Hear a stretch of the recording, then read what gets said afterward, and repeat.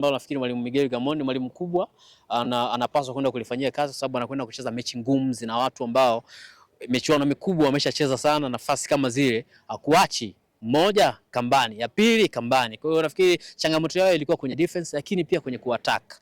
Leo tunazungumza Singida na mabao matatu tu kwenye mechi tatu za ligi kuu. Umeelewa? Mabao matatu tu, kila mechi kafunga bao moja.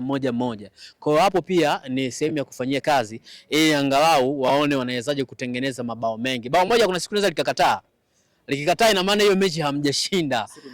Mechi ndio imekuwa imeishia hivyo. Kwa hiyo nafikiri Singida kwenye defense warekebishe kama ambavyo tumeona leo, lakini kwenye kufunga pia lazima waongeze makali ili mwisho wa siku sasa ukiwa na uhakika wa kufunga, unajua uhakika wa kufunga mabao mengi na kuhakikishia pengine kupata mabao ama ushindi kwenye mchezo.